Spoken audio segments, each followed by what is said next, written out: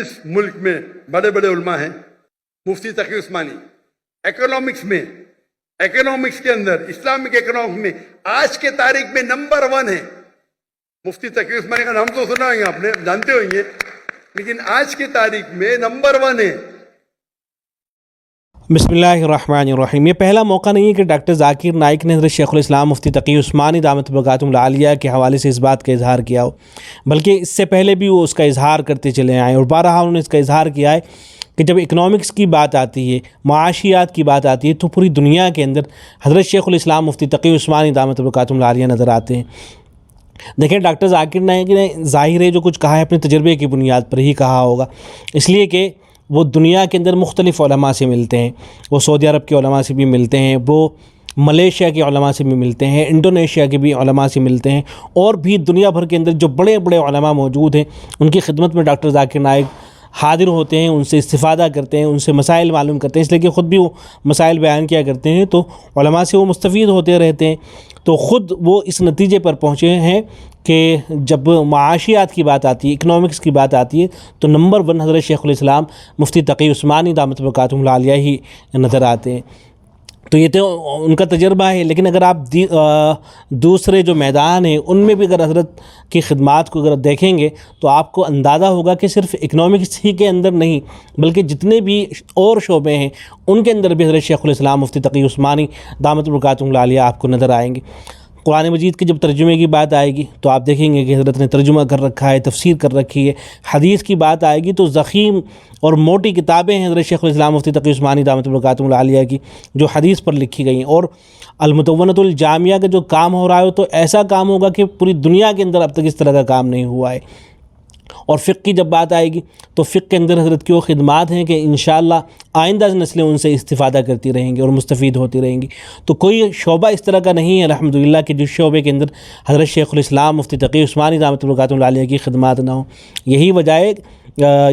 تو وجہ ہے کہ ان کو جو ہے شیخ الاسلام کہا جاتا ہے، اور شیخ الاسلام کا جو لقب ہے ان کے اوپر جچتا بھی ہے، اگرچہ وہ خود منع کیا کرتے ہیں کہ اس طرح کے القاب میرے لیے استعمال نہ کیے جائیں، لیکن عصر حاضر میں، دور حاضر میں اگر شیخ الاسلام کا لقب کسی پر جچتا ہے اور اچھا لگتا ہے تو حضرت شیخ الاسلام مفتی تقی عثمانی دامت برکاتہم العالیہ کی ذات ہے. اور آپ نے دیکھا ہوگا، اس سے پہلے سنا بھی ہوگا کہ حضرت جب مکہ المکرمہ، مدینہ منورہ یا ریاض تشریف لے جاتے ہیں تو وہاں کے جو بڑے بڑے علماء ہیں اور مشائخ ہیں وہ حضرت شیخ کی خدمت میں حاضر ہوتے ہیں، حضرت کے سامنے زانو تلمس طے کرتے ہیں. خود حضرت نے جو ہے اپنی کتابوں کے اندر اس بات کا ذکر کر رکھا ہے کہ جو ائمہ حرمین ہیں وہ حضرت کے پاس آتے ہیں اور حضرت سے حدیث کی اجازت لیتے ہیں. ابھی بھی حضرت سعودی عرب کے اندر ہیں، آپ نے ایک ویڈیو دیکھی ہوگی کہ دنوں پہلے آئی تھی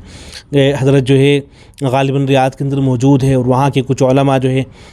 وہ حدیث پڑھ رہے ہیں حضرت شیخ الاسلام مفتی تقی عثمانی دامت برکاتہم العالیہ کے سامنے، اور حضرت جو ہے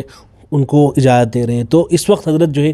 پوری دنیا کے لیے ایک انعام ہے، مسلمانوں کے لیے ایک نعمت ہیں. اللہ تبارک و تعالی حضرت شیخ الاسلام مفتی تقی عثمانی دامت برکاتہم العالیہ کی عمر میں برکت عطا فرمائے، اور ہم لوگوں کو حضرت سے زیادہ مستفید ہونے کی توفیق عطا فرمائے. وہ ویڈیو اگر آپ نے نہ دیکھی ہو تو اس میری گفتگو کے ساتھ میں مل جائے گی، تو اس کو بھی دیکھ لیجیے گا.